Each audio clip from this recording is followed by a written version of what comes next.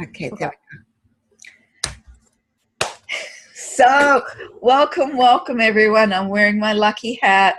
I've got fabulous people with me here. Our awesome special guest, Christy To Go Ewers. Ewers, is that how you pronounce it? Yes. Yep. Yours. And she and her mom run the Cat Agency. I posted a link to their agency in our Facebook group today, so you can see just some of the many incredible people that they represent. You all know Andrea Miller from Horton Mifflin Harcourt, our fearless co-teacher, who's been doing a stunning job and who I love working with. And it's mutual. I'm Yeah. really hoping this is the beginning of many years of co-teaching together because it's such a joy.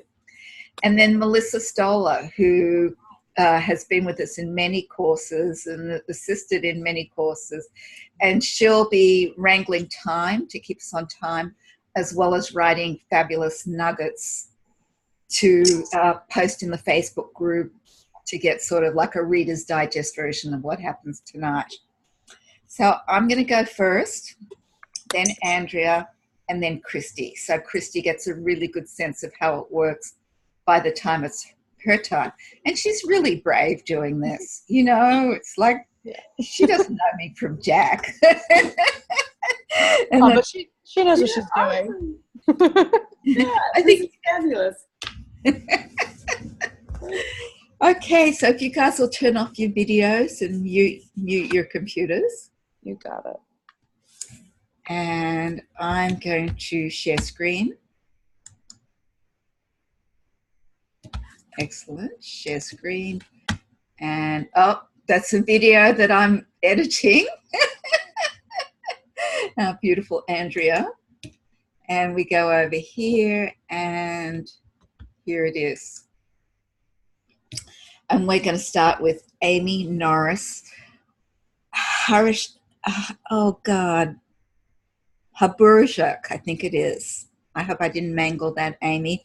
Always, please write your full names on these so we know who you are when we're looking at it. Oh, there you are.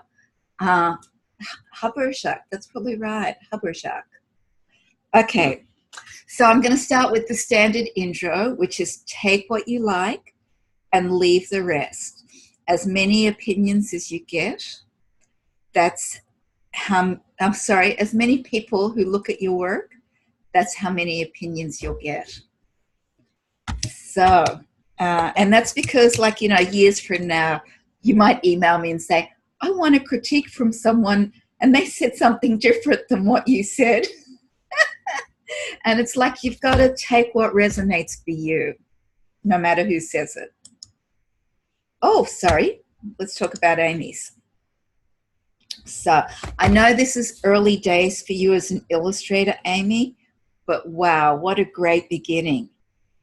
Generally, on a character sheet, like what you guys all did, you want to have a whole bunch of poses and characters. You can have, you know, here you've got the two of them together. You can absolutely have one of those. But you would have, you know, mouse in different poses, and the same with elephant. But this is totally fine. This is all about learning, not about doing it perfectly the first time. And you want to do the multiple poses, multiple expressions of your characters to show that you can, one, be consistent throughout the book, and two, that you can show a variety of stances and expressions. Now, I love this negative space around your mouse. Look at those spaces in between, how cool they are. You could have done a little more with the arms in terms of that negative space, but the rest of it is great, especially because you probably don't even know what negative space is before doing this. So you're just doing it on a very intuitive level and you're getting it right. You're doing great. A little less so with the elephant, and I'm going to show you like a Photoshop trick in a minute for how to look at negative space in your composition. Next thing, let's see. With your mouse's arms and legs, I would encourage you to just draw them in a single line as like stick figure arms and legs, like you have with the tail, and then build it out so that you can have the same width of these limbs. And I'm going to be talking about limb widths with somebody else's. But this is a really great beginning. I'm going to go over to Photoshop now, and here it is again. But what I did is I had to close up some spaces so that it wouldn't all be selected. And then what I did is I just selected everything around that wasn't inside these shapes, and I made it black. And so now you get a really good sense of what those silhouettes are. And silhouettes are really key in illustrating. And they show you what the negative space here. So the space around the mouse is just fabulous. But with the elephant, it's a lot less so. The most interesting negative space is this shape behind, which is not really, oh, it should only be this. It went through because this isn't connected. But it's not great negative space. So what you could do is you could angle the head a little differently and have the trunk going up. You could have the trunk, you know, angled and curved.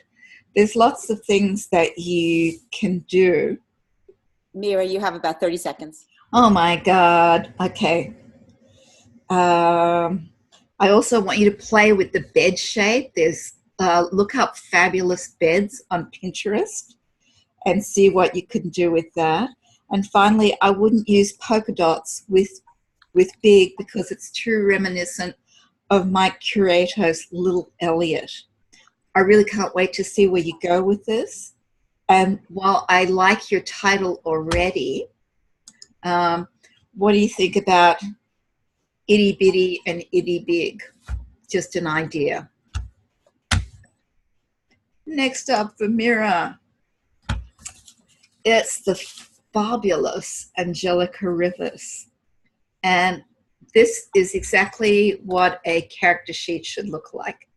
It's really, really great. It gives me a variety of poses. I've got great negative space between the characters, see between their bodies, how things are open and expressive. Really wonderful. Now, the only, you know, and I really don't have much to critique in terms of this because it's just very wonderful. You know, this leg and foot could do with a little finessing, but, you know, I'm being picky here because it's just great. Same with the hands. But as I said, these are just wonderful. I love your character. I love her hair. I love the tonal values. There's so much to love about this. But I would be remiss as a teacher. I know you've got a story about the Dogon tribe. I'm not sure if I'm pronouncing it correctly. And with current issues of race and own voices, it's a really loaded issue for a white person or Anglo-European to be writing about people of color. It's less of an issue for illustrators, but it's a huge issue for writers.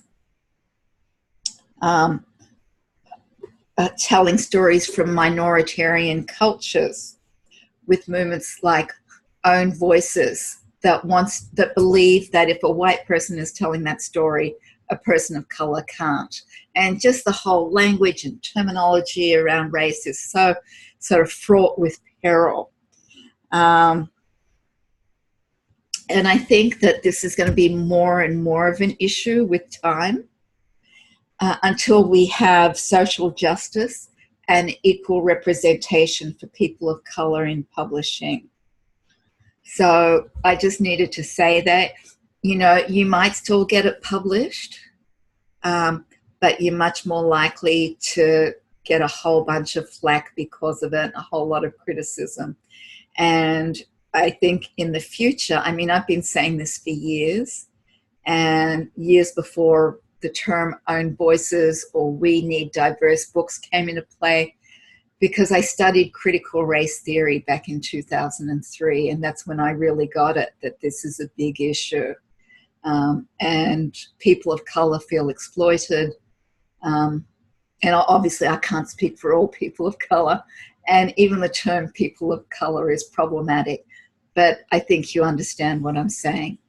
So your artwork is gorgeous. Mira, you're coming up on 3 minutes. And I think that's all I have to say. I mean, there's really not a lot to say about this because it's really great. Anybody else have any comments? No. Okay. And please don't think me a baddie because I'm saying all this about issues of race, but it's true. So here we go. Darren E. Canton.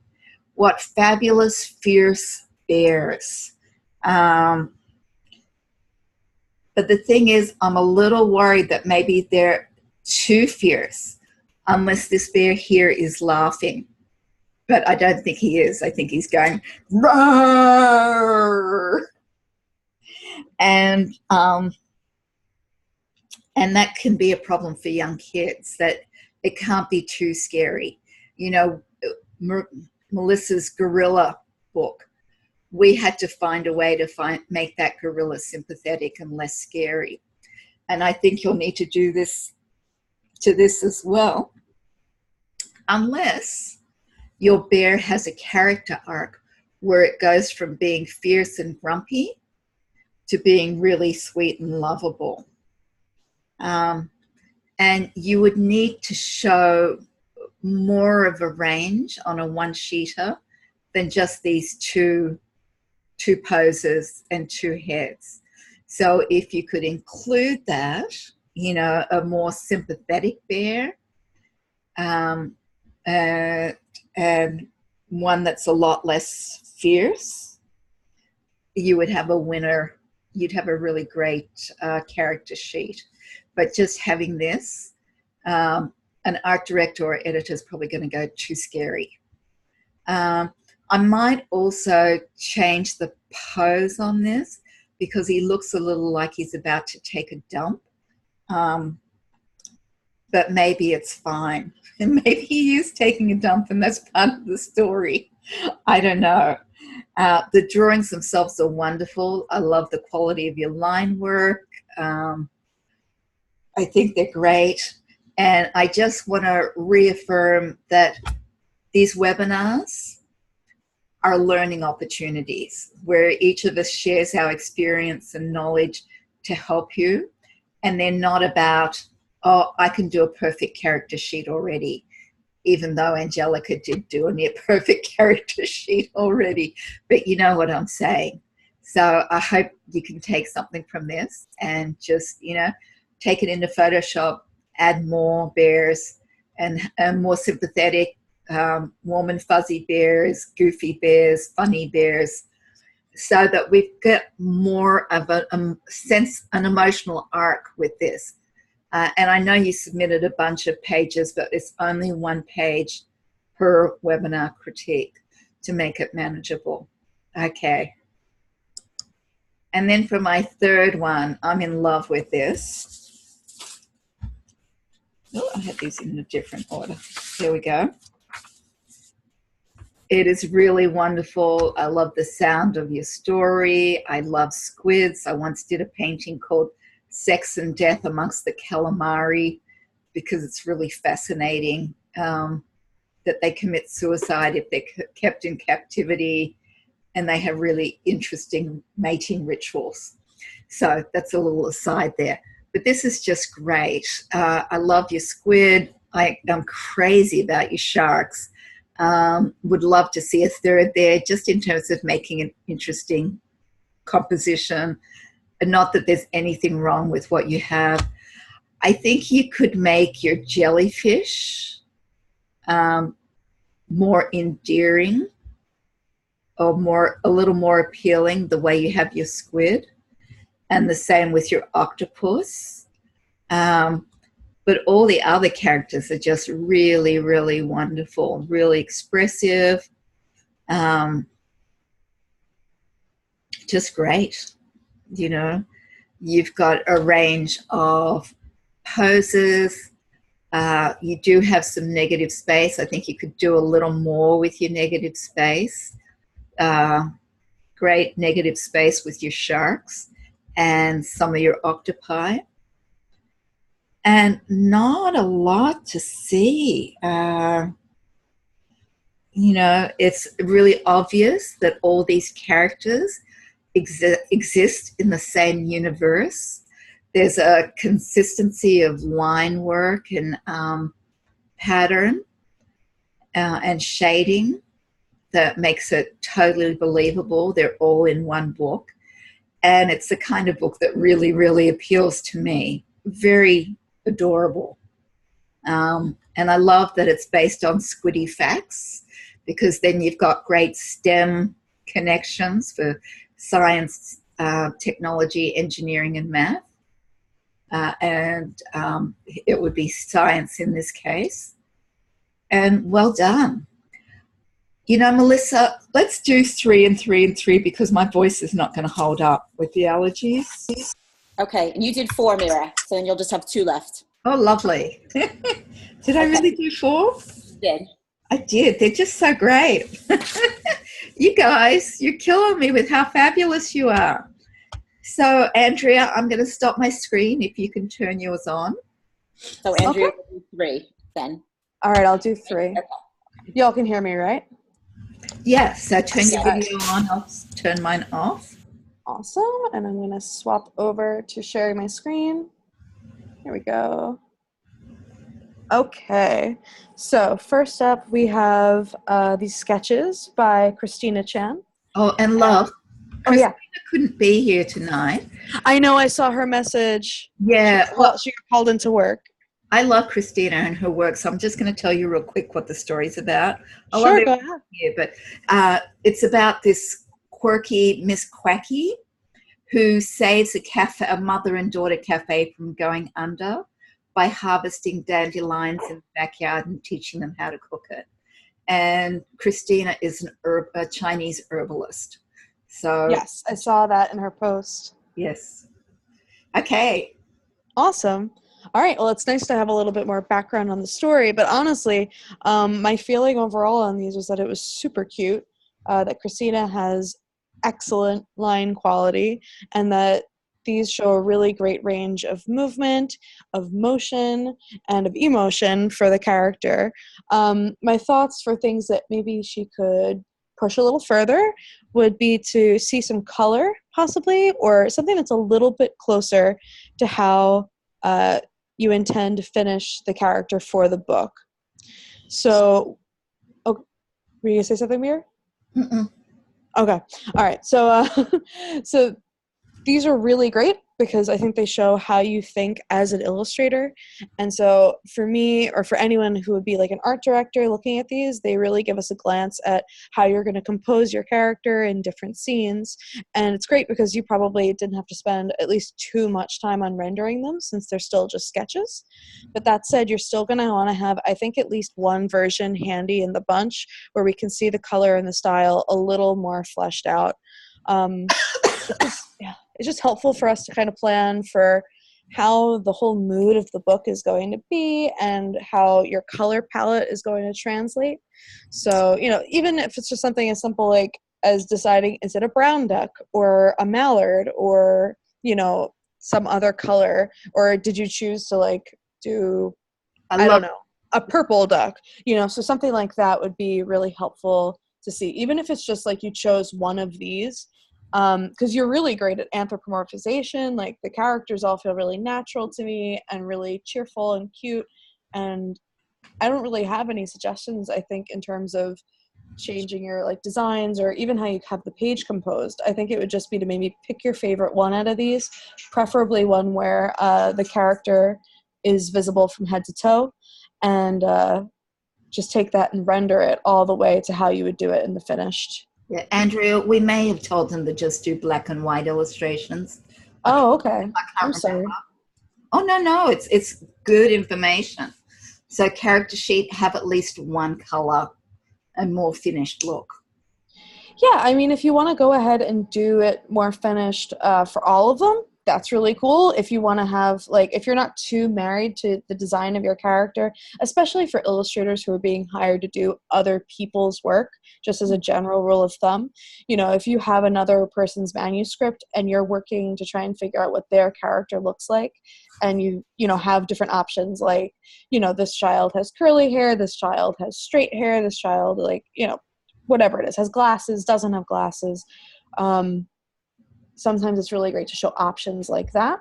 But in this scenario where, you know, it's your own dummy, you know your own character, exploring them, I think it's good to at least have one version that's in color, you know. But like I said, this, for me, is already a really highly effective character sheet. All right, so I'm going to go on to the next one.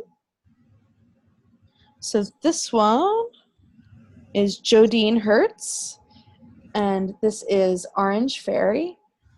Okay, so I feel like these have a really nice amount of variety, and I think it's really nice to see the character, you know, in the wheelchair. That's a really great way of, you know, illustrating an inclusive character, someone who's maybe not like what we've always seen in publishing. It's really great to have illustrators who are considering, you know, people who haven't been represented enough.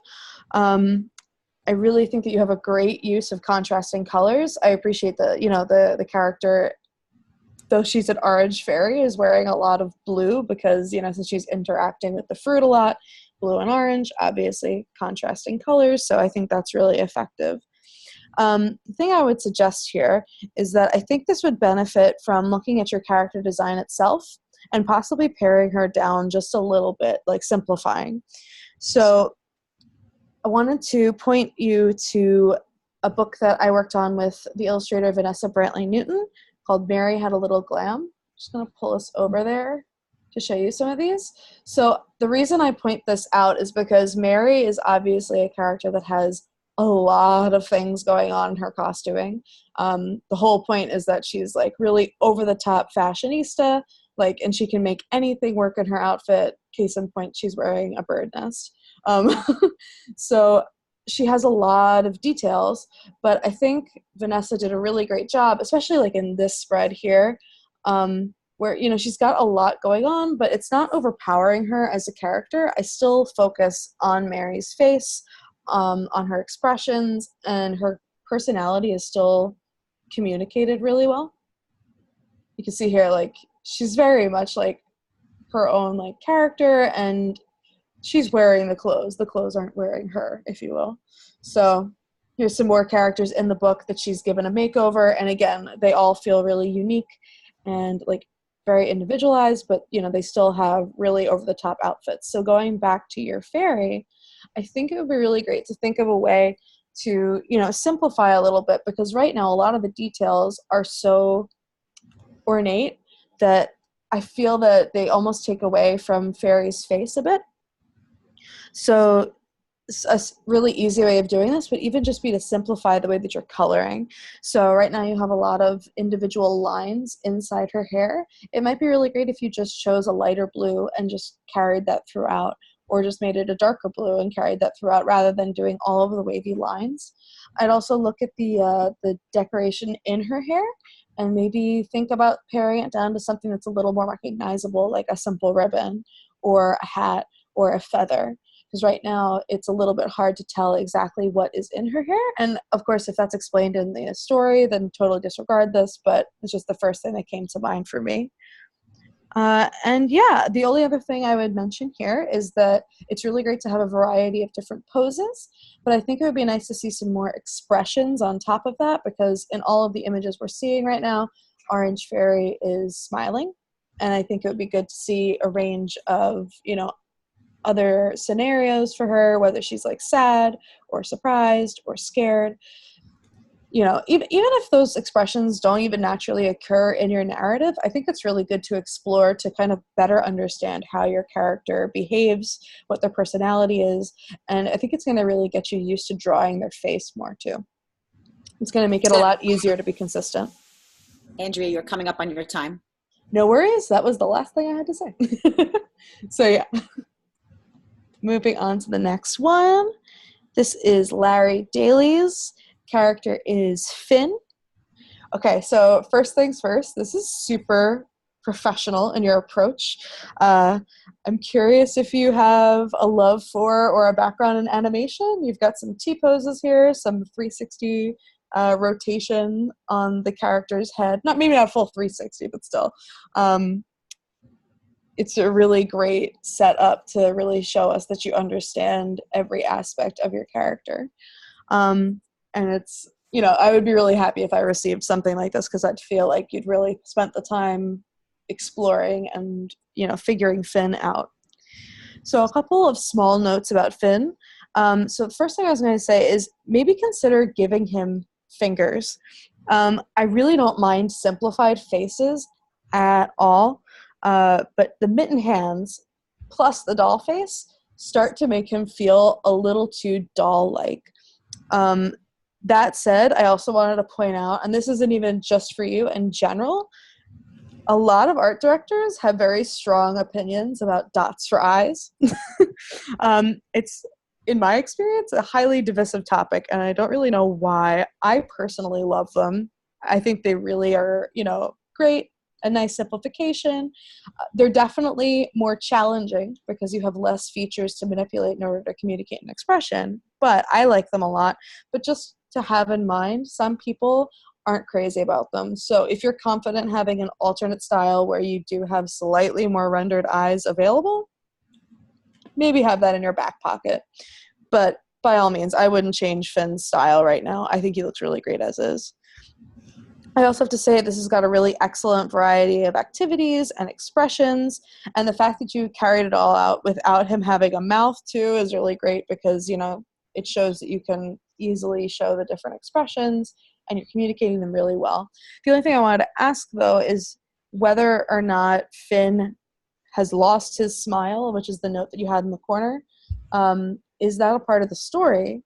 Because in the other corner you said you wanted to see if you could convey facial expressions without a mouth. So I'm curious if that's actually part of the narrative or if that was more of a personal exercise. If it's more of an exercise, then I would consider adding the mouth back in since it's confusing for me looking at it to know whether or not his design has a mouth or not.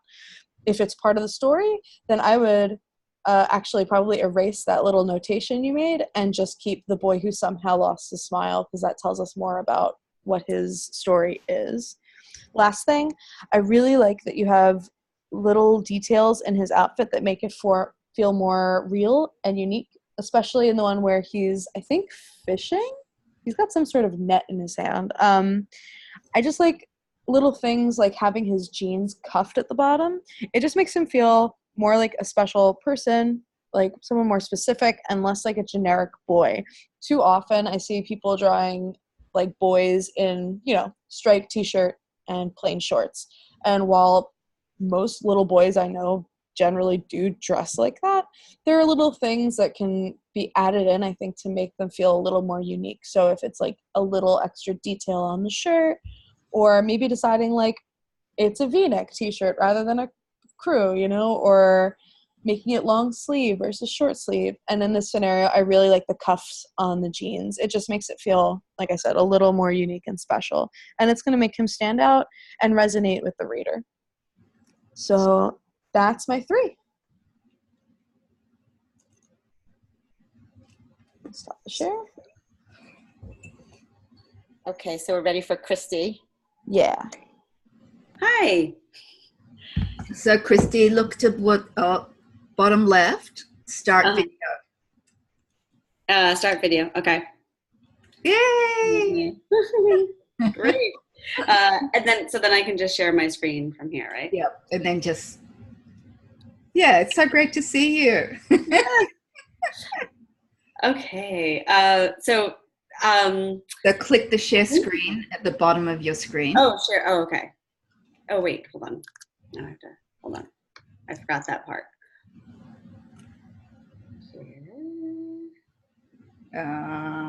Share. There we go. Can you see the screen? My yes. screen? Okay. Okay, great. Now I have to get rid of the chat. Okay, there we go. The first one is Adriana Bergstrom. And first of all, I just saw in the chat that her son's name is Finn, and so is mine. So we have that going for us, which is great. That was, automatically I was like, oh, Finn, love it. These character sketches I thought were great, although I do feel like we're getting a little bit of a peek into what should be worked out ahead of time. I see that you have these 3 different ideas, and they're 3 different styles. And I feel as though that could be a little confusing. You've chosen different eyes and different faces and different ways of rendering the children, as well as having different ages for each. So depending on what the project is, I feel like this should probably be worked out ahead of time of doing the sketches. Decide what age the child is, and decide whether or not you're going to do the dots for eyes, or the thicker eyebrow, or the more highly rendered eye. Or, I feel like that should be probably worked out ahead of time, unless you're working with an art director to figure out which style you're going for with this. Or it's 2 separate characters. Right. I couldn't really, It's confusing a little. Yeah, from what I read on the page, it seems like it's the same character, but maybe it is 3 characters. Is it? But if it, okay. Oh, what did she respond? Yes, it's the same character. It's the same character. Okay, so I feel like that should be worked out ahead of time, because this would be confusing. And I think especially when we are encouraging people to put children into their portfolios, it's to have a consistent style with their children, so know what to expect from you, as far as what you're going to do with their characters. So, if they're hiring you for the first idea, then that's just what you should go for, and then use that character and do a bunch of different character sketches for him, or use that same style and do several different characters so that there's a choice. Not, variations of the same character, so that there's a choice, but within that same style. That said, I do, my favorite was idea 1. I think he has actually kind of Sophie Blackall eyes in that first one. Yeah. The top left reminded me very much of her artwork, and maybe that's why I was more drawn to that. I am with Andrea on the dots for eyes controversy.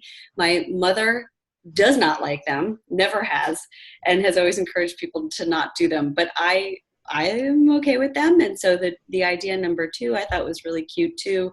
And he seems very trade, kind of more of a trade character to me, although he's a little bit more generic, because a lot of people are doing that, and that character seems a little bit more been there, done that to me. I think the third one was my least favorite, because it just seems to me a little bit more commercial, but that's just my own opinion. I think given those things, this is a nice character page. I like how you showed his whole body from different angles, which is good. At least in that one, that he looks like a 5-year-old, the right proportions for a 5-year-old. So that's, that was well done. I do think also, I jotted down that and idea number 3 in the top right, there's something that makes him look a little bit more mature. I don't know if it's the thicker eyebrows, but those are things to think about when you're trying to hit that age. Little kids don't necessarily have thick, dark eyebrows, but some do. It depends on the character, but I think that kind of made him look a little bit older to me. Looks older than 4 for sure to me. I would, just a note that I made to myself is that I would definitely, pick one of these styles and then keep the artwork kind of sketchy the way it is. I think that these characters are adorable, and if you were to overly render them when you went to final, it would lose a lot of the charm that you have now in these sketches. So that would be a recommendation from me. Christy, you're coming up on your time. Okay. And that's basically it. Oh, I also noted with a big star that I would love to see these in color, because I think that I know that this was a black and white character sketch, and that makes sense that they're not in color right now, but they are so cute that it would be something that I would be interested in seeing in color, just to see how you fully rendered these. But job well done, but I think that would be something to work out, those few things. Okay, where's my thing? Here we go. The next one is Ann Carter. Okay, and this one I immediately one of my first notes was just about presentation in general, and I had this a couple of times in my notes. And just that I can tell that these have been cut out and put on a piece of paper. And not that that's bad, but I think that to show a client that you have the technological skill to scan and put everything on the same PDF goes a long way. It's not necessarily that difficult of a thing to learn. I think I could do it, which means that it's pretty easy because I'm not exactly technically, blowing anybody's minds myself. But, I think just presentation wise to make it, look as though it's been put together in a nice, coherent way is smart. As far as the character goes, the first thing I noticed is that the character has the same type of expression on her face in every one of these.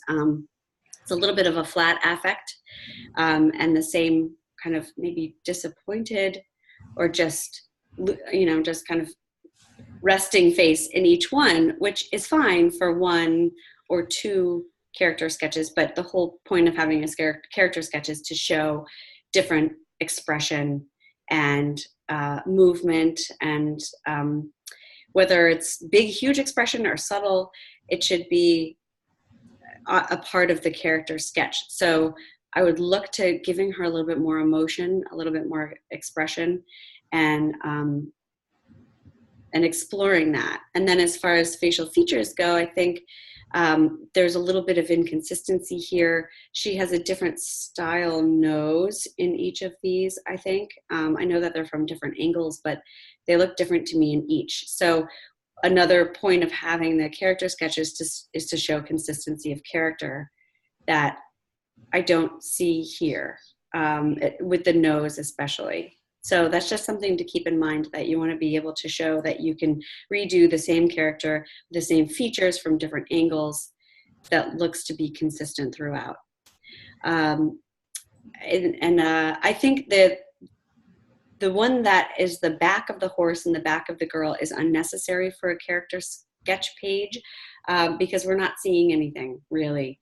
We're seeing the back of a horse and the back of a girl, which is fine, but it's not part of the character necessarily, unless it's about her braid and the braid of the tail of the horse. And I don't know the story, so perhaps that's it. But that said, in this particular sketch, she also looks disproportionate. Her back looks too short. If that's her tush there that I see, to me, it looks a little squished. So just make sure, if you're going to do something like that, to make sure that the proportions are on point. Otherwise, I would just leave it out. Let's see.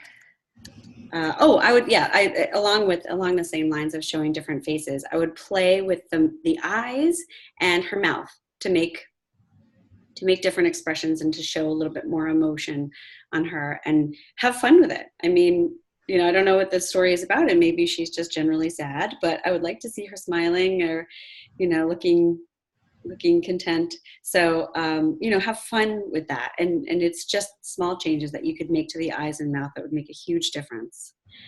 And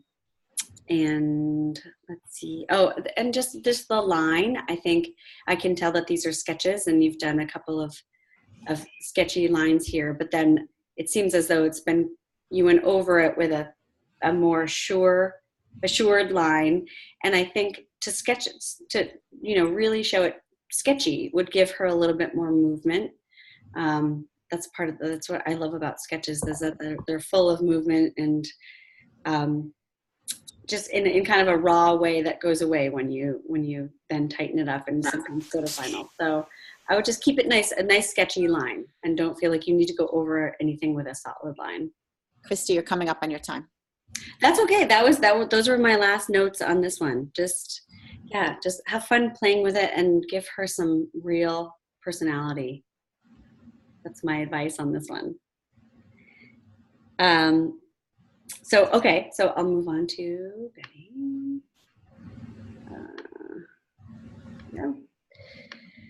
My same notes here as far as presentation goes. For these purposes, this is fine. But if you were to be submitting this to a publisher, I would definitely recommend scanning everything in, putting it all in the same PDF or different pages of the same PDF, and making sure that it's not, a photograph that you can see other things in the picture. It just goes a long way. But I can't tell in this if this is the same character. Again, I'm not sure if maybe she's experimenting a little bit with what the character is going to look like, but it seems like the same, a skunk character, but drawn in several different ways in different styles. So I wasn't sure whether or not she was working this out or if these are all different characters, but either way, they're all the same size and we can't really see their expressions. I mean, there's one where it looks a little bit maybe ornery. There's one where the skunk has his nose in the air and he looks a little bit hoity-toity. But other than that, we can't see facial expressions. So I think these skunks are good to show. But then we would need to see some close-ups of this skunk, and whether or not it's anthropomorphic, which I also couldn't tell, although it does seem to be dancing in that one. I think we'd need to still see expression, even if it's a skunk being a skunk and not being a human skunk. We would need to see an up-close face or several up-close faces of this skunk to see its expression and to really get a good idea of who this character is and what its personalities are. Because from this vantage point, I cannot tell. They look like different skunks, and I'm not really sure who it is or what the story is or what the personality is of the skunk, except for the one with it dancing that looks kind of, looks like a fun skunk. But that's what I would recommend here. Just get a little bit more into the character and introduce us to the character a little bit more. And then also really pay attention to consistency of style and consistency of character, because it's a little bit all over the place as far as that goes. But I think, it's definitely a good start, and I'm intrigued by this skunk for sure, but I think it just needs to be a little bit more clear as to who he is. Let's see. And those are my notes on that.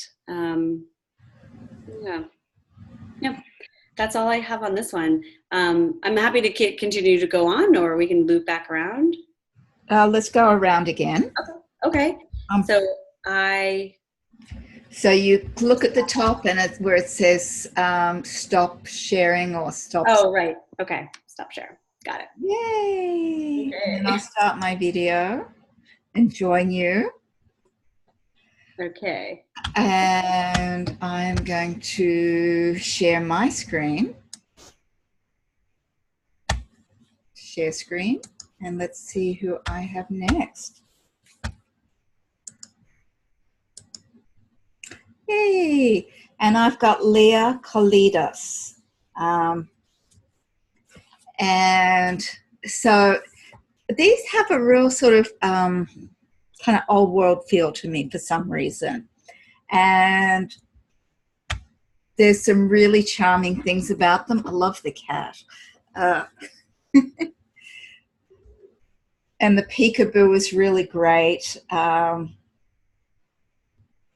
But here are the things that, as a teacher, I want to point out to you.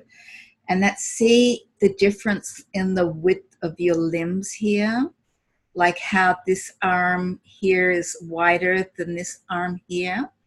And I'm going to give you some pointers of how you can deal with that. But I think this character has a lot of potential, and I just want to help you take her to the next level. And also pay attention to the spacing between things. Look at the spacing between here and the spacing between here. So you're really looking a lot at proportions, which is where blue grid paper can come in really handy. So here are my suggestions. One thing you can do is trace one of the arms. So you could trace this arm here, and then you could either flip the tracing paper and retrace it over here, or you could just flip the tracing paper and put it over the top and see how this arm relates to the width of this underneath the tracing paper, and you'll see that it's a lot thinner. And the same with these legs here. Your character is really cute and really charming, and these top ones also have, oh God, I'm having a freeze. The illustrator that Christy mentioned, who I'm a huge fan of. Sophie Blackwell? Yes, Sophie Blackwell, thank you, gang. And I like these kinds of eyes here better than these here. Though you might be doing this to show her squinting. So have a go at that. You know, the other thing I really want to encourage you to do is play with the negative space. You've got some great negative space in here, but everything else is, apart from this one here, is very close to the body. Here you've got some negative space between the legs, so play with that. And then also here, look at the sensitivity in this shoulder here, and then flip that so you've got it equal on the other side, and the same with the width of the arms. I know this is probably new for you and you're doing really great. I want you to hang in there and keep playing and practicing with things.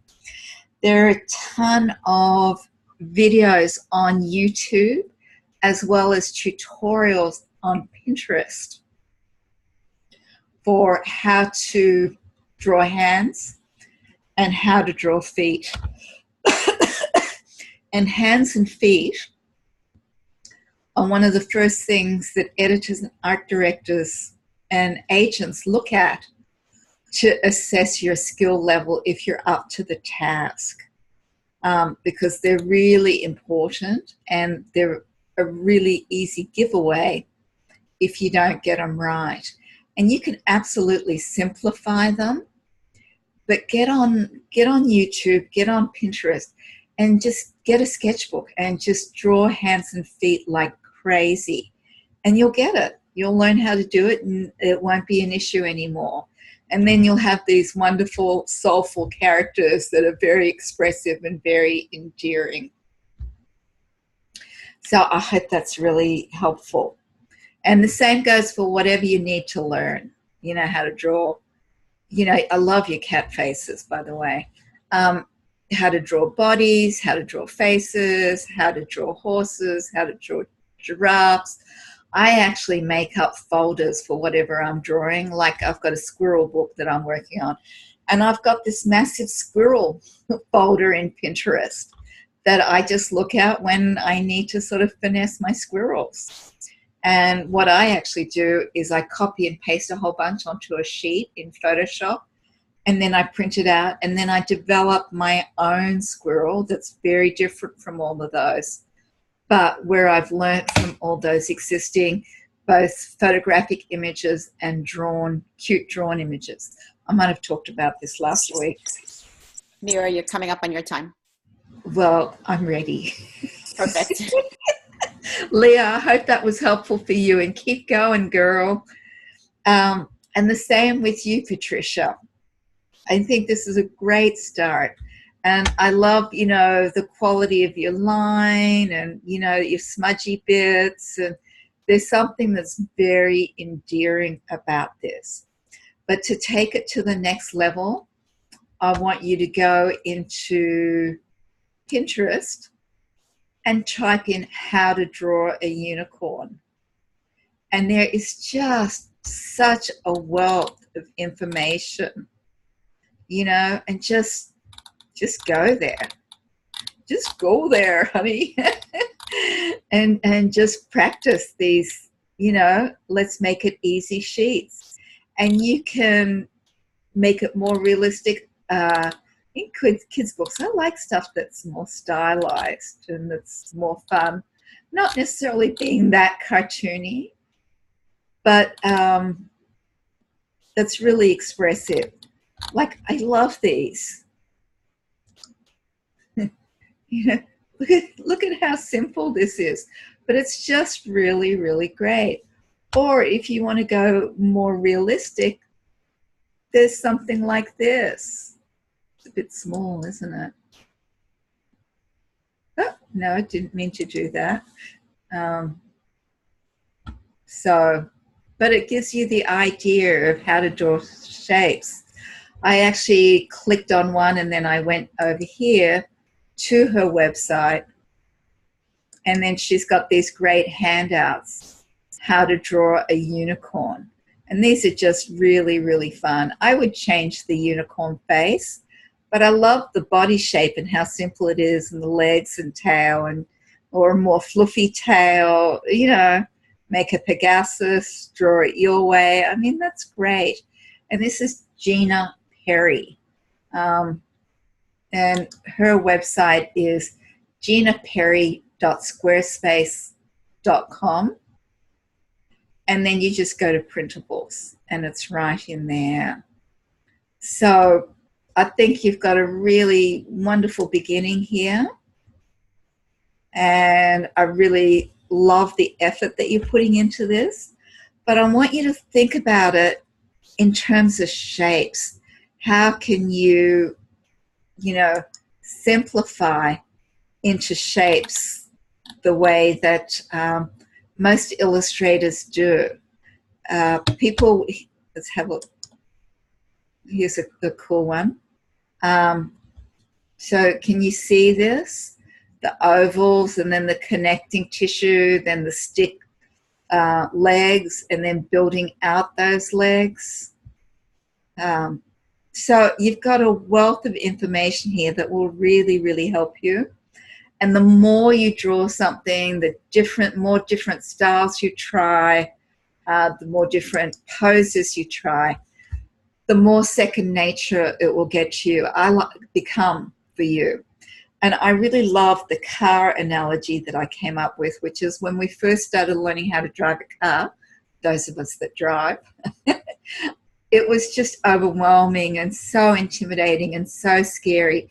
And now it's second nature. We just, if we put it in park, it goes in park and it stops and it doesn't go anywhere. If we put it in drive, it goes forward. If we put it in reverse. So if you do this, this happens. And the same with drawing. There are two ways of drawing. One is to spend years in art school and learn to draw from life and figures using contour, which is drawing their outlines.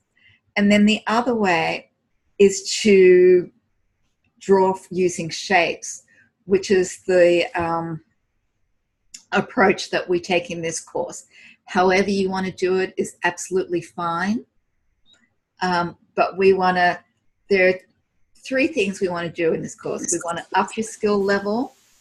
We want to up your understanding of the ideas behind illustrating and how children's book illustrating works. And three, we want to help you get published. Those are our goals. And I'm done. I'm done, baby. Okay. So, Andrea, you ready? Yes, I am. 1 second. Share the screen. Here we go. All right. So I'm going to jump right on in. So this is, I hope I get your name right, Leda Abril Moreno. So this is what I believe is the character. Her name is Celeste, but there's also a clock friend here. So right off the bat, I want to say it's really great to see a character interacting with another character. I think it's a nice way of illustrating, you know, how they would approach other people in your story, certain situations. It's a good way to really use two different sets of expressions in a sketch so that they can kind of play off of each other. But that said, I think it would be really great to see some more variations of the character, different expressions, different poses. Right now, what you have feels less like a character sheet and more like a single illustration of your character in a setting. And so while it's really great to have a version of your character that's totally rendered in the way that you might approach it in the final book, right now it's better to really show more exploration and some more options. And if you wanted to include this along with your character sheet, that would be a great reference, similar to what we had said earlier. I think I'd said earlier, to have, you know, the sketches and a version in color to give us an idea of what the actual character is going to look like in the end. In addition to that, I wanted to say, so I really think that using textures is a really cool way of coloring. But in this scenario, I'm kind of wondering if these texture choices are consistent. Mostly because in some spots, it looks like you're using textures that really make sense for what the space they're filling. Like it looks like you have hair, like a photograph of it, used to fill in the shape of the character's hair, and that the texture on her robe or her dress really looks soft, like it was cloth that was kind of scanned in or photographed to use for your character and for your illustration. That said, I'm curious about the lace textures in the background and what they actually represent in the setting, because they make it feel a little almost disorienting. Like, why is she standing on top of cloth? Maybe, you know, if she's standing maybe in bed or something, then you could get away with the fabric there, but then why is the background, like the wall, covered in fabric? And it's totally okay, I think, if the textures are meant to be abstract or just shapes, but because these are so clearly photographic and because you do use some more literally than others, it starts to get confusing when it's not totally consistent. So I think here it might be really good for you to simplify, because all of these different textures are really pulling us away from Celeste's face, which is really pretty and soft. I should also mention that right now with her character design, her hair is really, really, really big. And I'm curious if that has to do with the story, you know, what that has to do with the narrative, and maybe either you should consider making it smaller so that she feels more natural, or if it's big, then maybe play it up more in your other sketches if you do more down the line. You know, see how that hair would move if she was running or twirling around dancing, or, you know, maybe different hairstyles that she would try out. I'm also curious to find out more about the clock character. How important is this guy?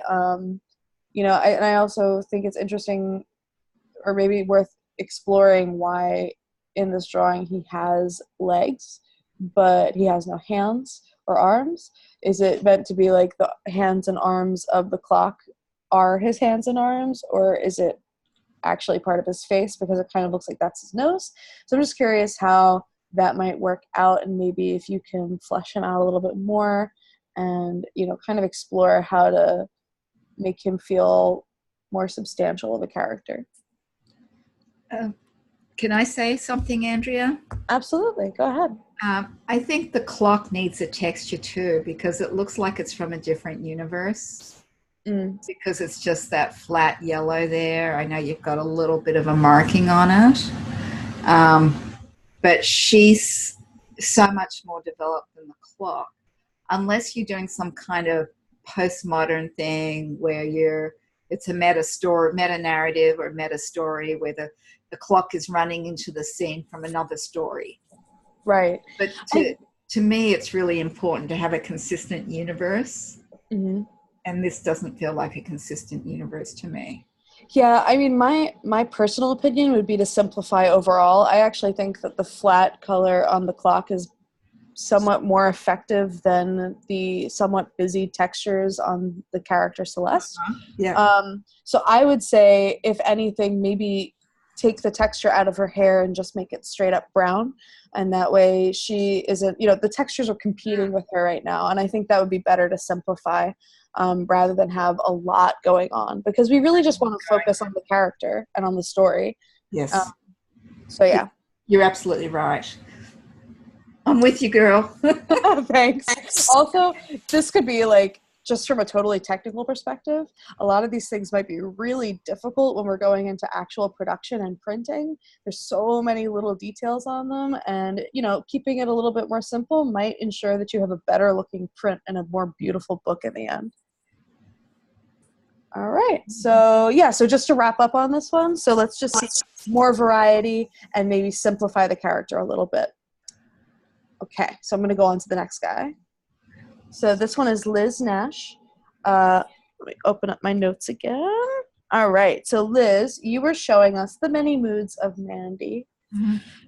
Okay, so I wanted to say, so you're really great at capturing Mandy's different feelings and expressions. And I think that, the grid is actually kind of a nice way of showing her off, especially if you don't feel comfortable, composing a sheet of different sketches all together in one thing, or if it's not possible for you to draw all of your images on one sheet of paper, or if you don't work digitally and don't have a way of compositing it.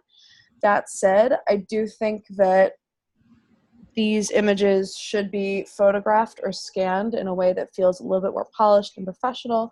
Right now, these feel very much like photos that were taken in a way where it doesn't feel, how do I put this? Like, I can see kind of things happening in the background. You can see the edge here of the paper, and I think it'd be better to crop in. Honestly, I have no problem with people using a cell phone to photograph their sketches if that's what they need to do, if that's all that they have handy. But there are ways of doing that that will make it still look professional and polished and finished when you submit it. I mean, honestly, I can even point to a book cover that I did where I hand lettered the title, and that whole thing was done from a cell phone photo. I just edited that video today. Did you do that one? Yeah, so you'll see that I talk about it a little bit. But yeah, that was totally done with my iPhone. They're not submitting here. This is not about submitting. That's all at the end, at the golden ticket. At this point, what they're doing is they're doing the work and getting critiques and doing the best that they can. For sure. I just think in terms of like a hard time if they don't have the equipment. No, definitely not. And that's kind of my point, is that if you don't have a scanner or you don't have like something that's going to make it look super polished, I actually think there's a really valid way of using what you have handy and still utilizing those tools to make it look a little bit more readable. Because right now, even if it's not a matter of getting it super, super professional yet, it is an issue for me of legibility, because some of the images I found really hard to see. Yes. So that's really what it is. So like, even if it's just a matter of like taking your sketchbook, propping it up against a wall, making sure that you have a really good like lamp in front of it and holding your camera super steady, you just want to photograph your work in a way where nothing distracts us from what you've put on the page. Mm-hmm. And in some scenarios, if we see wrinkles or we see edges, that's distracting. So we really just want to focus on your character and on your story. So all that said though, I think as far as this character Mandy goes, the biggest thing that I can impress upon you is to keep her consistent.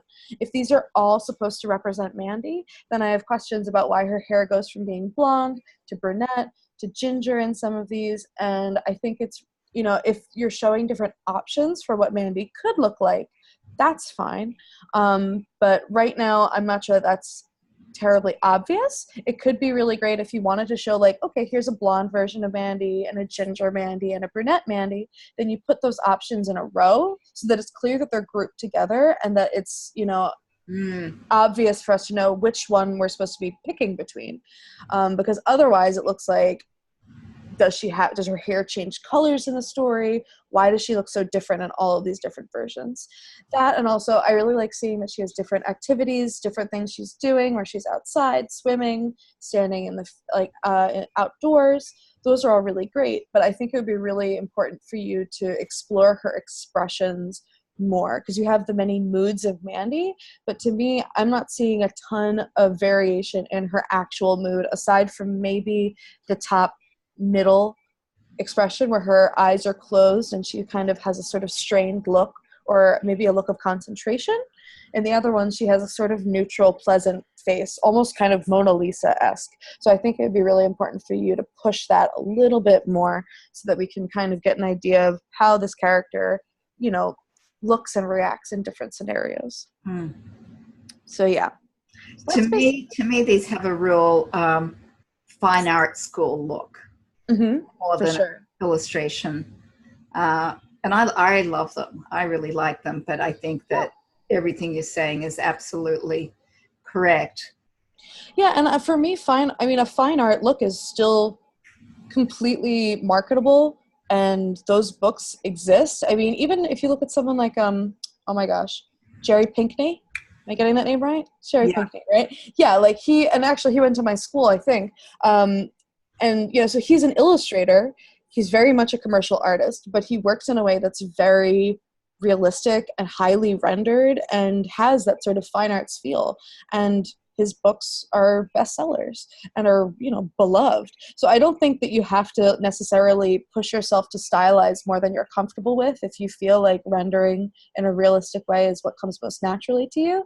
But just realize that when you work in a really, really realistic style, you have to get it right. You have to nail it exactly right, because when we look at a face that is supposed to be realistic and something slightly off, that's when you veer into what we call the uncanny valley. Our brains pick up on minor mistakes and they just totally distract us. So you either want to commit to stylizing or commit to getting it photoreal. Or not photoreal, but, more like comfortably natural. So yeah. Cool. All right.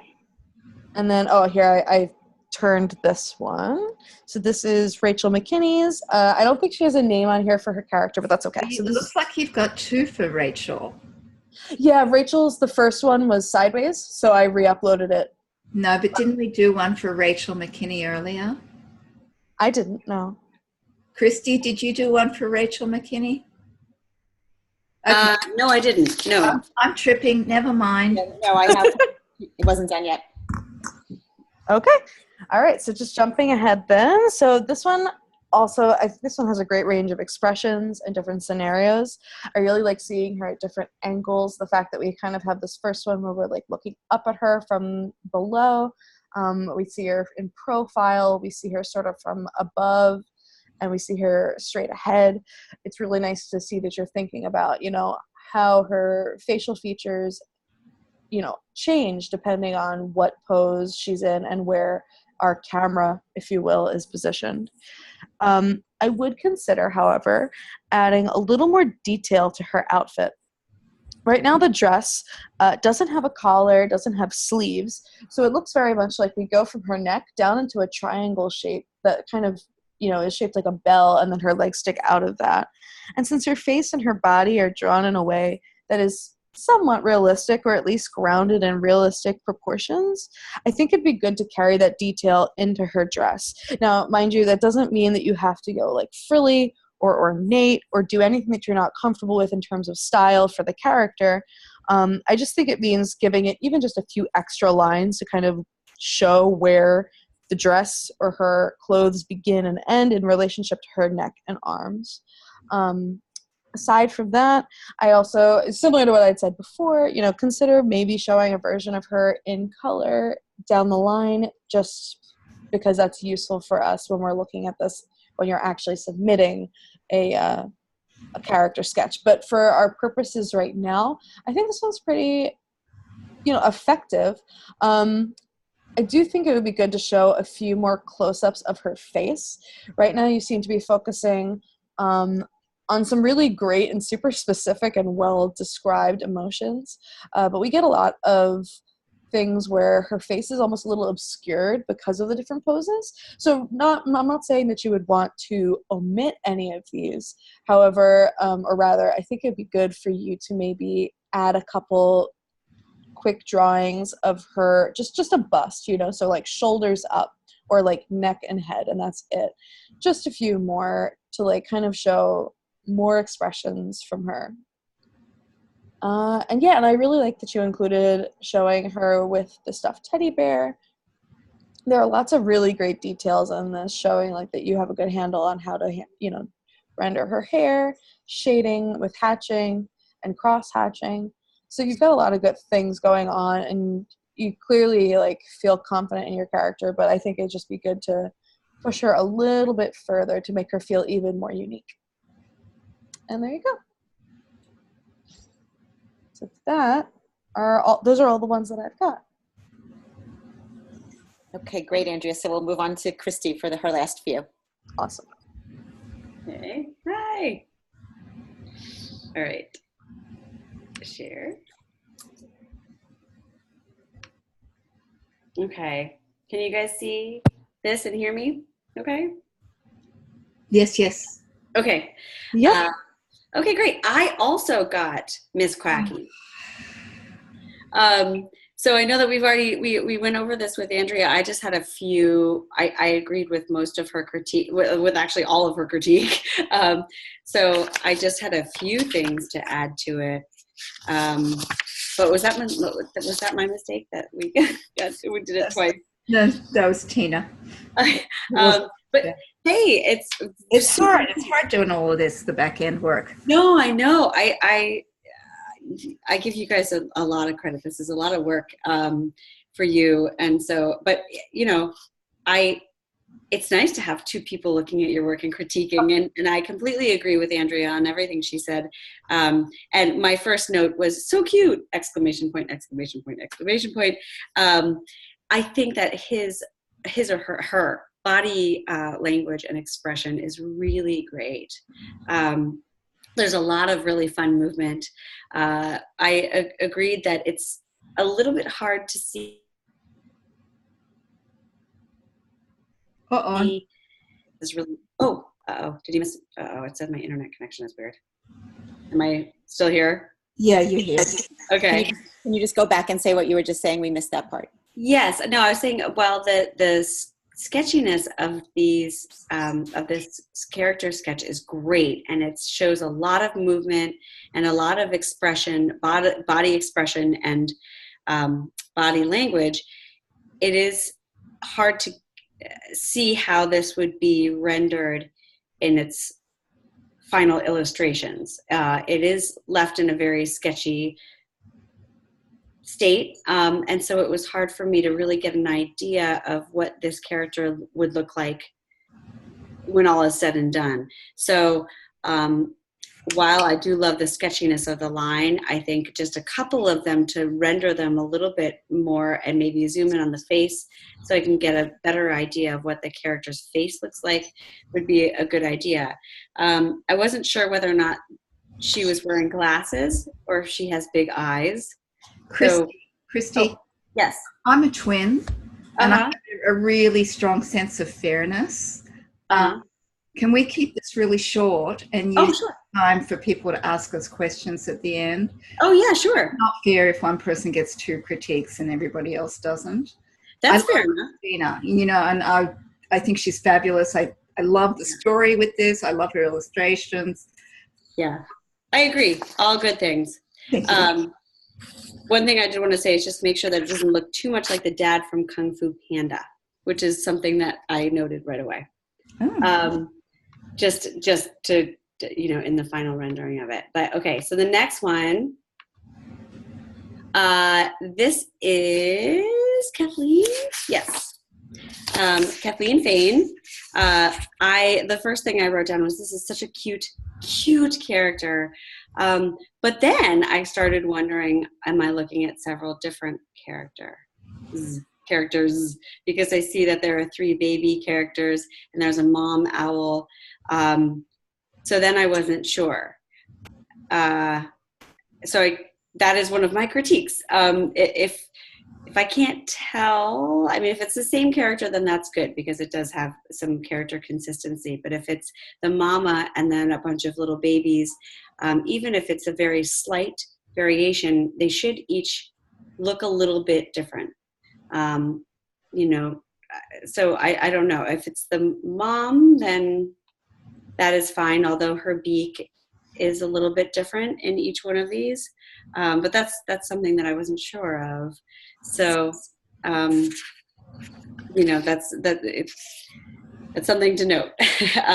And I'm wondering, but it looks like the three newbies do look like little baby owls, and that haven't really gotten their adult faces yet. So I do think it's the same character.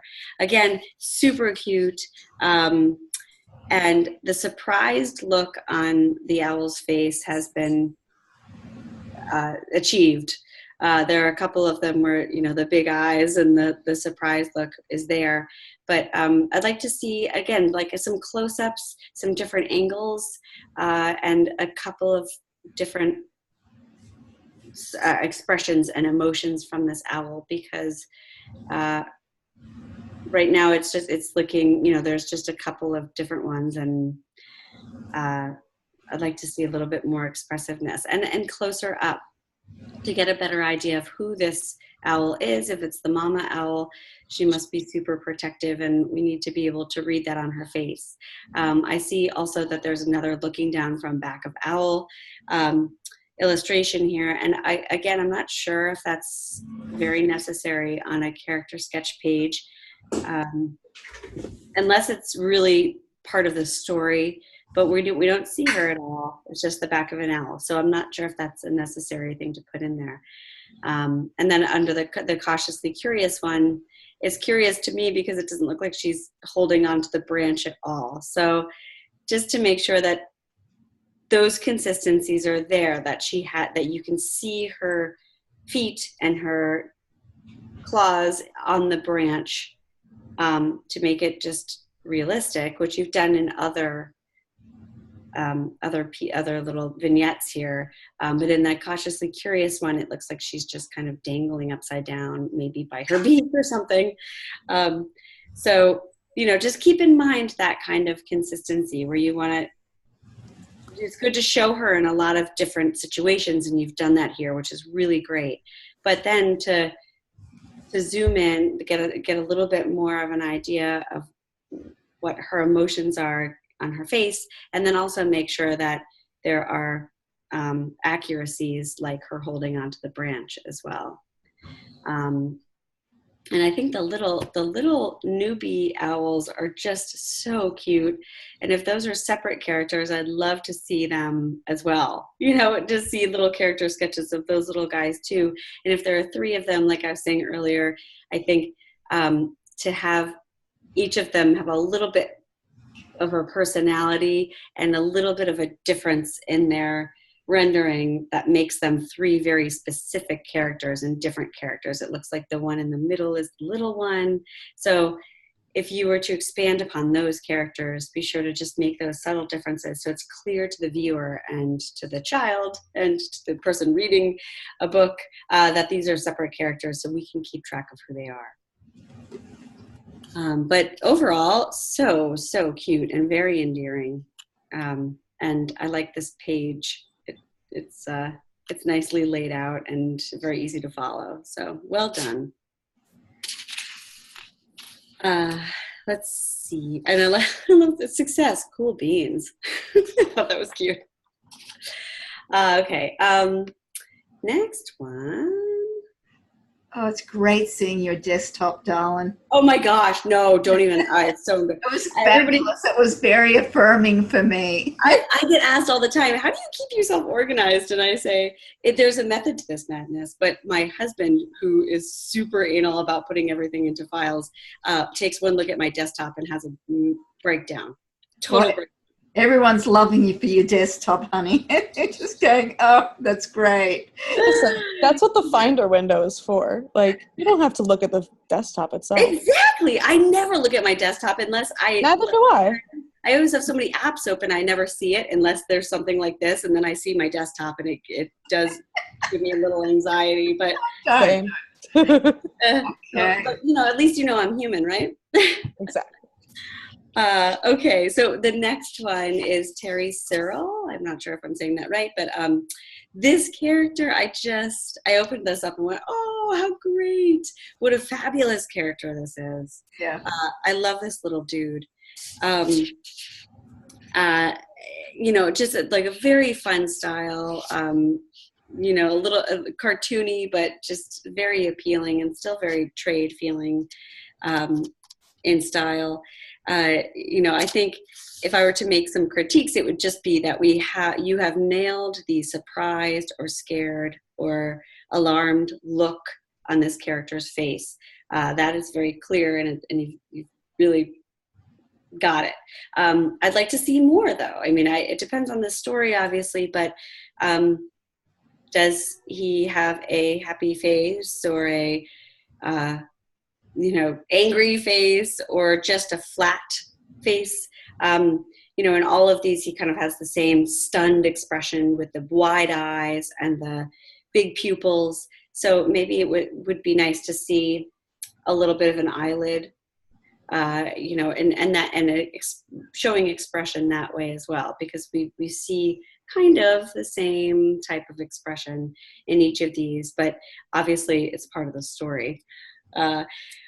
But he really is so fun, and I love how you have incorporated the bed and like the little teaser of the monster in the shadow and the monster coming out of the bed, out from underneath the bed. I think that's all really fun too, because that's obviously another character and all part of the story. So it's interesting to show that. I love the layout and the presentation of this is really nice too. It does show that you have a nice spatial idea of how to have somebody's eye go around a page and absorb the information that's on the page, which is all very, very good when you're looking at something like this, and when art directors are looking at it, you have like a very, very good spatial sensibility here. I did notice though that in the I don't know if this is the beginning of the story, but monsters under my bed when it's time for sleep, that's what I dread. When I saw that, I was a little bummed, because I'm thinking maybe that this is a rhyming prose and I could be I know that this is just a fictional character, but if this is something that you have written and it's rhyming, beware of the rhyme, which I'm sure you already know, but then also this character that you've created is such a great character, and I feel like he needs a narrative story that maybe rhyming wouldn't do justice. So keep that in mind, because I think I really want to get to know this character and this little guy with his little toes and his hair sticking straight up and all that. I'd like to get to know him. So if it's in a rhyming prose, maybe just keep that in mind, that we want to really focus on who this character is. And you've created somebody great, so make sure we all get to know him in the text. But I had very few critiques as far as character study went on this one, other than just switching up some of the expression and the emotion here with him, because it's very well done, and a nice, loose, confident line. And we can see what it would look like too in our mind's eye when it's fully rendered in the final stages and colored. I can kind of see that, which is nice to be able to do at this stage. So really, bravo. I think this is fantastic, but just with those couple of tweaks. Yeah, those are my thoughts there. I think that's it. Excellent. Yeah. Well, let's come back and join you. Okay, I'll stop share. And I'm going to exit full screen so we can see chat. Where is chat? Coming back. Hello. Okay. There we go. And let me see if chat is here. Dang, chat has disappeared from me. Oh well, I closed a side panel. That's probably what it is. Let me just see.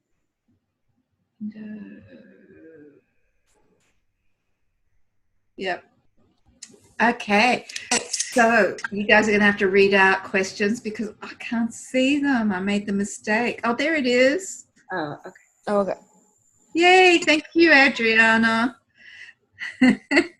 Adriana has one There's been question. a lot of, Okay. okay. I'm not the only one with a busy desktop. Oh No, man. not at all. I see all the desktop comments. we talk about loving quirky characters and how it's like weird details that makes us love them. There you go. Just soak it in, girl. Yeah, those are the skeletons in my closet. There you go. So Marsha wants to know, I don't own Photoshop. Is there a specific type to get for drawing? There's only one kind of Photoshop. Yeah. You can rent it from Adobe for $9.99 a month, which is great. Or you can get an iPad and use Procreate. And I'm nearly finished editing Andrea's and my videos, and we make these weekly introductory videos where we talk about whatever the topic is for that week that we go in depth into. And we love working together so much and get so excited and turned on by like all the books that they're really long videos, and so it's like taking me a while. But after this, I'm working on the Procreate course, and then you're all going to get that for free. Yay! You're on a slow learning curve. But don't worry, love, you'll get there. Procreate is super simple. Photoshop is also has a ton of functionalities and different abilities, but honestly, it's also, if you just want to draw on it, you can mess around and learn a lot just from, trying it out and playing around with it. There are tons of other drawing softwares that you can try out if you don't like Photoshop. A lot of people use Clip Studio Paint, sometimes called CSP. There's SAI, which is, I forget. There's a bunch. I could make a post if you like in the Facebook group with a bunch of other drawing softwares. Would you put it in the resources document in the files? Absolutely, I'd be happy to. Yeah, because there's a ton that are available just for your tablet, like as applications, and there are a ton that are available if you're working on a desktop computer. So there's really a lot. I'll make a post about it to help you guys out, to just kind of see what your options are, because the price points on them are all very different too.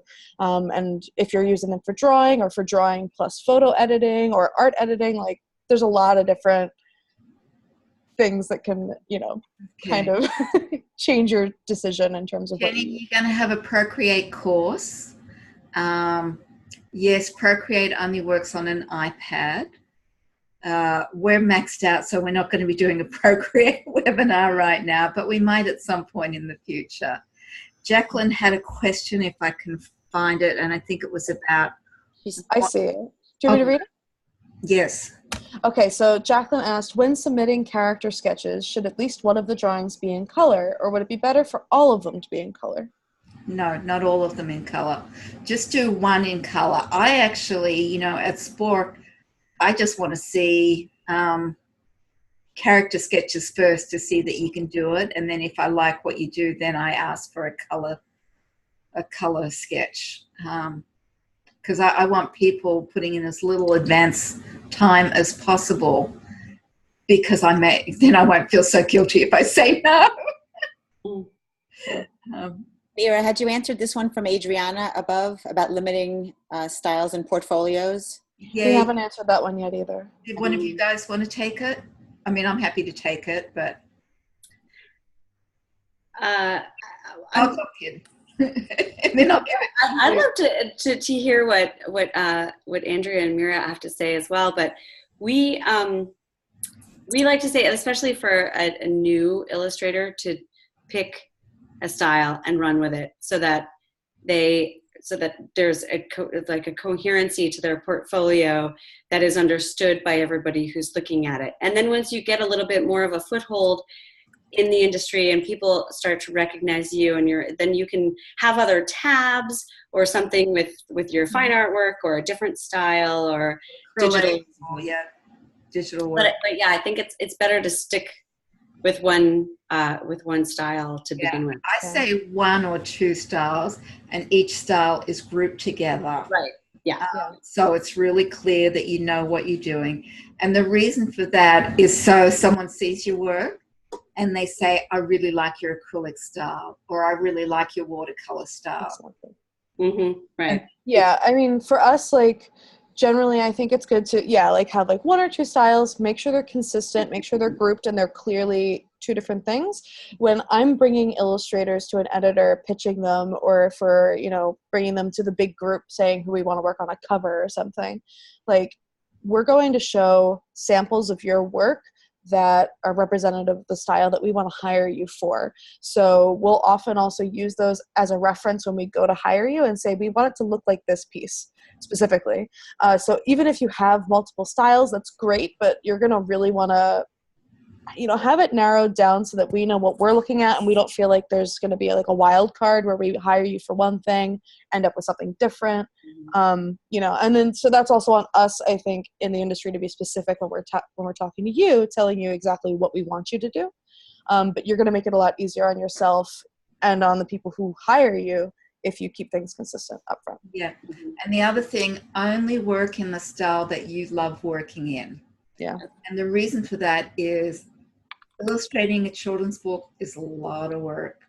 Even if you've got great skills, it's a lot of work. It's very collaborative. There's a lot of back and forth. There's always, always, always changes.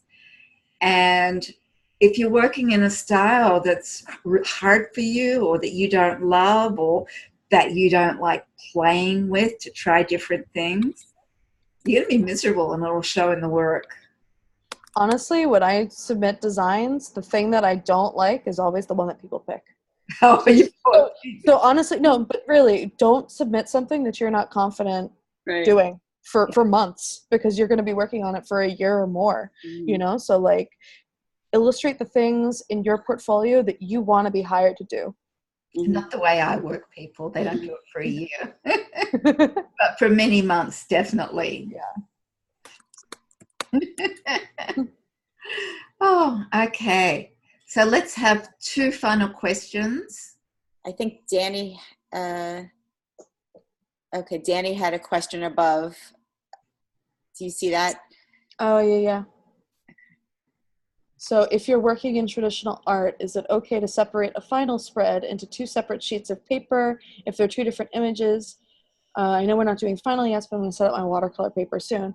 Yeah, I mean, work in the way that works best for you and because in the end, it doesn't really matter how you're doing it on your desk as long as it comes together and looks finished when it goes into the book, I guess. Some people work all on one piece of paper. Some people break things apart and collage them together after the fact. I don't know if that answers the question exactly, but traditional kind of makes it so that you can do whatever works best. It's going to be digitized anyway, so just kind of work with that in mind. I just want to say, if you're doing a double spread, though, work on a big sheet of paper and always leave extra room for the bleed. And I've had someone who's just been a pain to work with, and she worked right up to the edge, and I told her, you've got to have extra paper so you can go beyond the edge and continue the art, so that when the printer crops it, you like the hand movements, when the printer crops it, you're not going to get a sliver of white that looks really funky, and that's called a bleed. So use, and if you're doing a double spread, do it all on one big piece of paper, because if you do it on separate pieces of paper, the sky's probably not going to match up properly. Whatever's going on, it may be just a little bit different, and that will show. But facing pages with different images or spot art or anything like that, absolutely separate pages is fine. And it's fun to work big. Yeah. Mira, here's one final question if you want. How long does it take to illustrate a book? Elizabeth asked that. It varies on the book, and it varies on the person. Illustrating animals is so much faster and so much easier than illustrating people. And so an animal book will be a lot faster to do. But there are so many variables that I can see Christy's nodding her head, and Andrea's got groovy stuff to say too. So I'm going to shut up right now and listen to them. Christy, you want to go? Well, sure. I mean, it really depends on the speediness of the illustrator and a lot of variables that come into it. But I mean, I think that there's a general rule that we try to stick with, at least, or that I just kind of throw out there and try to reel back in, which is 7 months.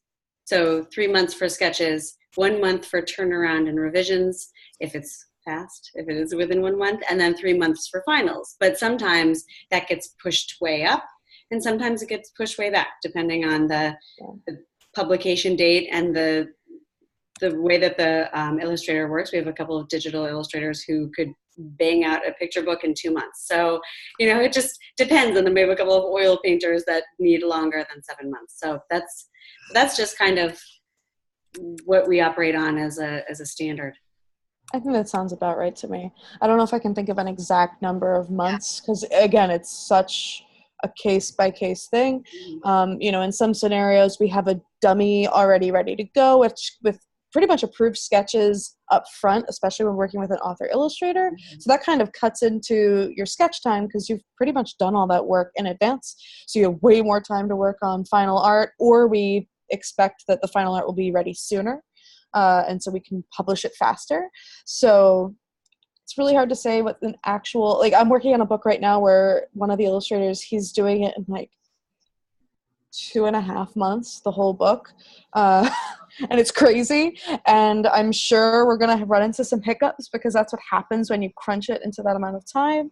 But, it really depends on the book itself. And again, this book in particular has lots of other things around it in terms of the marketing surrounding the book, what the book is about. All of these things can determine this book cannot move another season. It cannot be published another year from now. It needs to come out at this time, and we have no flexibility with the artwork.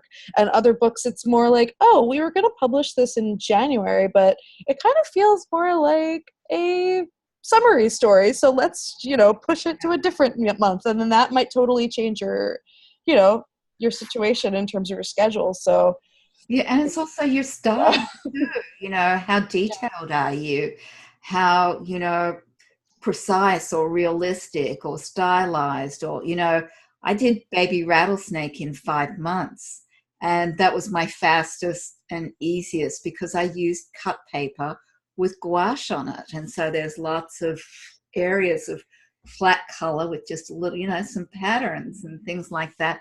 And that's been my most successful book. And that was really fast. That was while also working part-time. So do you also work part-time? So there's just so many variables. There's no one hard and fast rule. Andrea, just as a follow-up, I think you mentioned a pickup. Elizabeth says, what's a pickup? A pickup?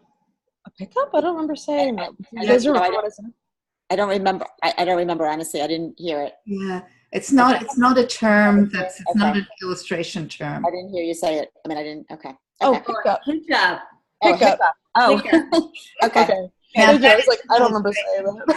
Okay. Hiccup definitely is an illustration term. There you go. Hiccup is a publishing term, and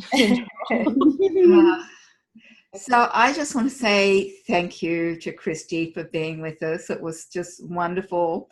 I did get defensive a couple of times. I noticed I'm just, the mother hen with her chicks, and I'm like, oh, defensive. Yeah, well, Well, I think we told them that they were black and white, and Oh, that's my some fault. of these people are brand new. Yeah. But but there's nothing worse than wanting to be critiqued, and then it's oh, everything's great. You've done it perfectly. No, I totally agree. Yeah. No, you did a great job. I think everyone did a great job. Yeah, I'm thrilled to be here, and it was a real pleasure. And wasn't it fun? I told you it would be fun. Yeah, really fun. And we, there's a lot of real great talent, and I'm really impressed by everybody and everything. This whole thing has been great. It's wonderful, isn't it? Yeah, we've created something really magical, and all the students help each other tremendously, and they've got critique groups, and Andrea and I are just having a blast, and we're with them a lot during the course, and it's a beautiful thing. It's a really, screw university teaching. Yeah, this is the way to go. This is No really good. comparison. I never had this much fun. So thank you all, yeah, and I'll be in touch with you, Christy. Melissa, thank you so much for cracking the whip and making it possible that we had time Thank to you. have Great. questions and answers. Yeah. It was great. And I'm saving the chat, Mira, and I will put together Awesome. the nuggets. Before we get off, I'll just copy it. Yeah, It's you great. write great nuggets. Great, thank you. Great to see you. Andrea, great to meet you, Christy. It Yeah, was great to see you guys. and Tina's been writing some great nuggets too. And Sandra. So Sandra, we yes. have We're a great good team. people. Okay. TYVM, that's a new one for me. Do you know that one? Thank you very much. Yeah, it's a young person's name. Well, you're all young. Good night, everyone. Thanks, Good night, guys. guys. Good night. Good night, Good to everyone. see you, Mira, Christy. Take You care, too. guys. Yeah. Mira, Bye. before you close, I'm going to just save the chat. Okay, just tell me when. You guys, you can just click video at the bottom left, and you can just bottom right, it says leave meeting. Oh. If it says end meeting, do not click that. But if it's leave meeting. Okay. All right, bye, guys. Thank you. Christy, you are gorgeous. Thank you. Thanks so much. This was really fun. I appreciate it.